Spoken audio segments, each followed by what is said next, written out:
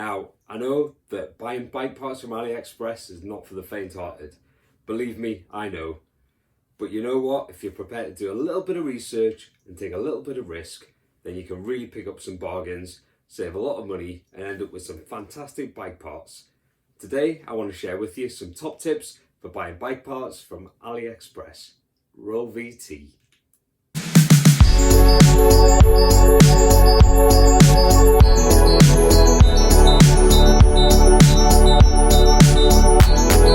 So I just want to walk you around my bike and show you what I bought from AliExpress. I bought this carbon saddle, which is actually ridiculously comfortable and was probably less than £15. I bought these 60mm deep carbon rims and they are insane. The hubs sound great and they are incredibly light, make a big difference. The frame, as you can see, is quite an aero frame, very stiff geometry, but to be honest, I think it looks great. And it has been resprayed a few times, so that's, like I say, content for another video. If I zoom in, this is a real head turner actually. This aero water bottle with a magnetic mount, so that's gone down really well. And here, these are fantastic actually. These are full carbon bars with an integrated stem. I think they look great. They weigh very little, under 300 grams. And I think they're amazing. Welcome to Project Sunrise Cycling. My name's Rahul. Now, a couple of years ago when I got into road cycling, I very quickly wanted a better bike. And when I started looking at the price of full carbon bike builds in the UK, they were thousands of pounds and I just couldn't justify it. I started looking at AliExpress and I was really seduced by the bike frames that were a couple of £100 for a full carbon bike frame, various components, and I started thinking, you know what, I could build a great road bike on a budget. The prices nowadays are a little bit inflated because of supply chain issues, because of the exchange rate. However, you can still buy a lot of great bargains on AliExpress, and hopefully you'll be able to follow some of the advice and benefit too.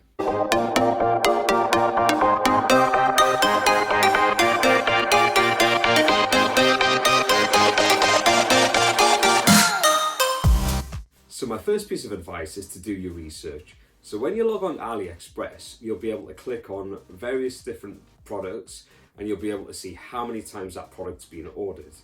Many products will look very similar and many will be way cheaper than others. But the way to tell whether you'll get a good product is to have a look at how many times it's been ordered. If a product's been ordered a couple of times or 10 times or maybe not even at all, it's probably too good to be true. If it's been ordered a couple of hundred times, it's a great way of showing that lots of people are buying those products and they're still being regularly ordered. Then, if you just want a little bit more insight, click into the product and have a look at the reviews. Now, many of them will have 5-star reviews of just digging a little bit deeper. Have a look at what people are saying about those products. Does it seem genuine?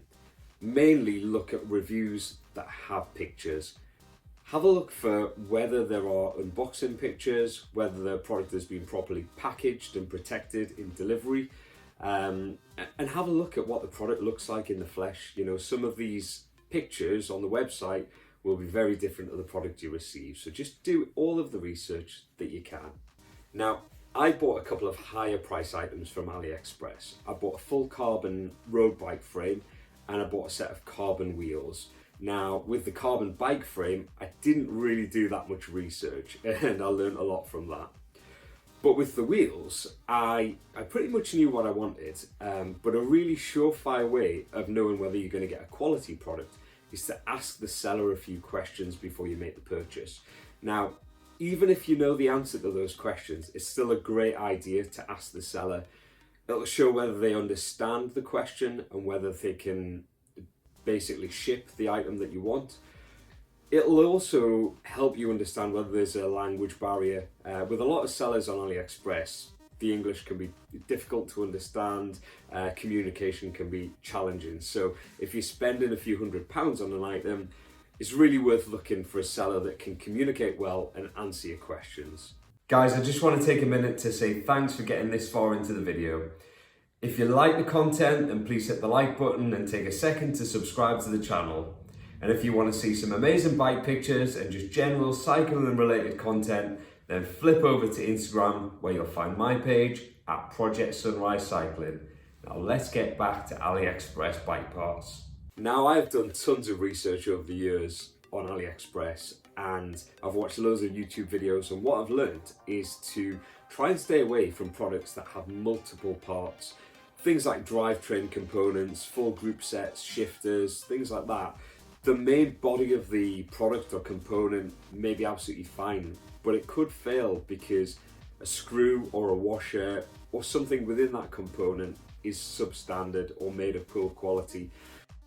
So you'll notice on my carbon bike build that I have a genuine Shimano 105 group set on it. It's a rim brake group set that was about £800 at the time, and for me it's the bulk of the cost of the bike. My approach was that, you know what, I didn't know really what the quality of the products I was going to get from AliExpress was in terms of the frame and the fork, then the wheel set and the bars, and therefore I thought that if any of those items failed, I would still be able to have the Shimano 105 group set. I'd be able to take it off this frame and put it onto another bike. So that's for me why I spent the bulk of the money on the group set and why I went branded.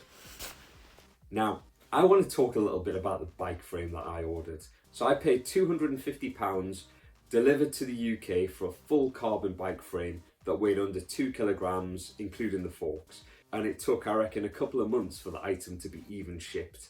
I felt like I was being lied to when I was communicating with the seller, and that was frustrating. I'd already parted with my money. I ordered a matte black carbon bike frame, and when I eventually got it, it was emblazoned with the word Twitter all over, on the down tube, on the seat post, on basically every angle of the bike. It just looked ridiculous.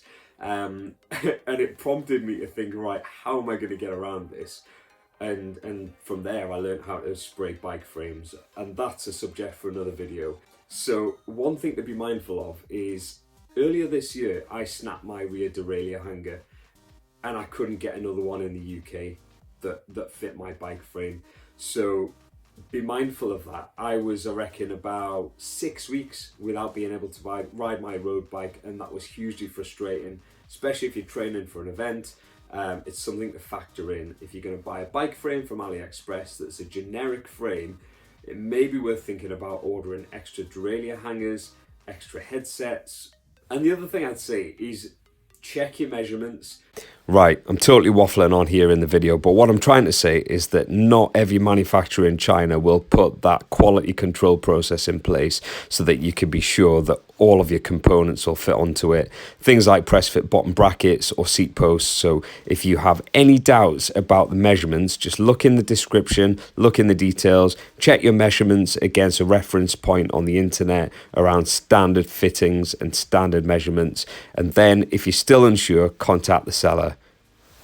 So I've already mentioned the fact that you could do all of the research that you want and still end up with a product that you might not have bargained for, or you just didn't expect. It doesn't look like what it did on the website. You know what? That's part of the challenge with buying from AliExpress. The other thing I'd say is try and keep an open mind. You know, don't compare these products to your high-end Raval wheel sets or your 3T carbon bars. You know, they are not at that level and they're priced accordingly. Some of the frames you'll find that internally the carbon is very rough, and some of the routing for the internal cabling is not quite drilled through in line and it doesn't sit properly. You might find yourself having to make little adjustments, but you know what? You're paying a lot less for these products, so for me, you know, I was prepared to accept some of that risk.